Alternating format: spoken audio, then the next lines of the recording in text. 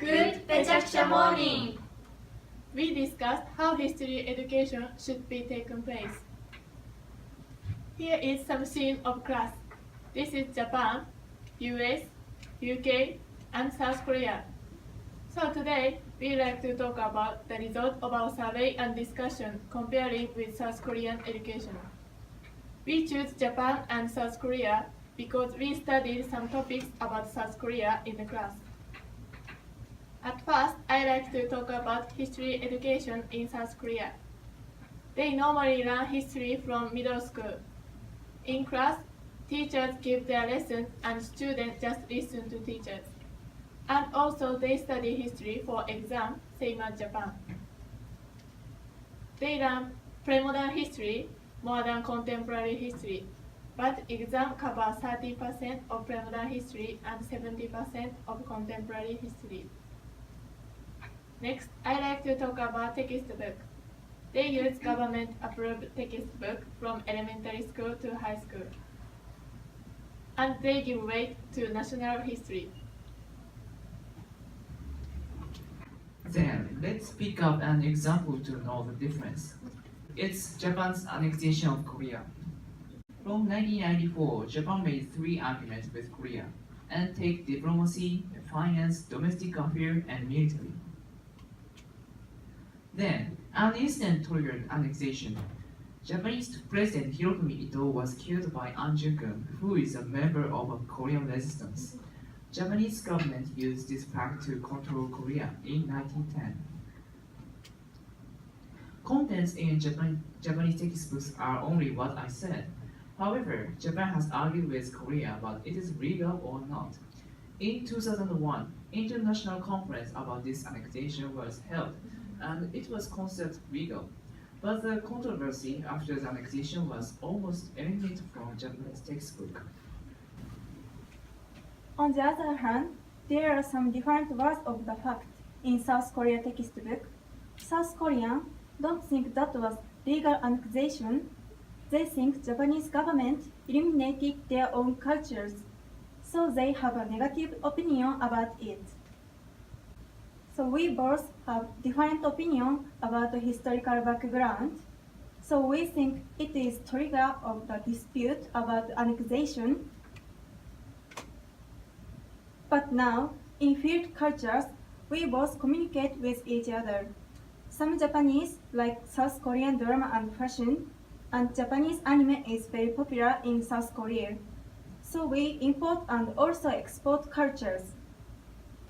It means the younger generations tend not to think about true historical background.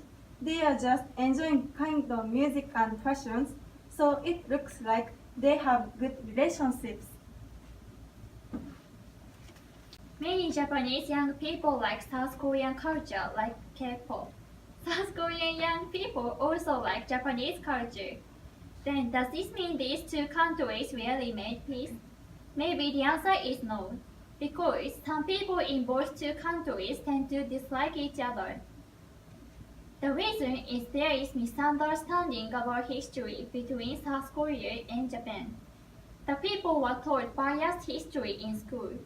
Because they have different claims, they can still make peace. And now, a lot of people like each other's countries. That's not because they were taught correct history, but because they don't consider history on their own and don't have their opinions about it. Of course, not all young people though. It's certainly a good thing that younger generations like the cultures each other. But is it really okay that they don't think about history on their own? Of course not. We need to reconsider and change the policy of history education. Because most students study history only for exam, they just memorize details like year number. There are almost no time to think about their opinions in the class. It's just like they don't understand the true meaning of learning history.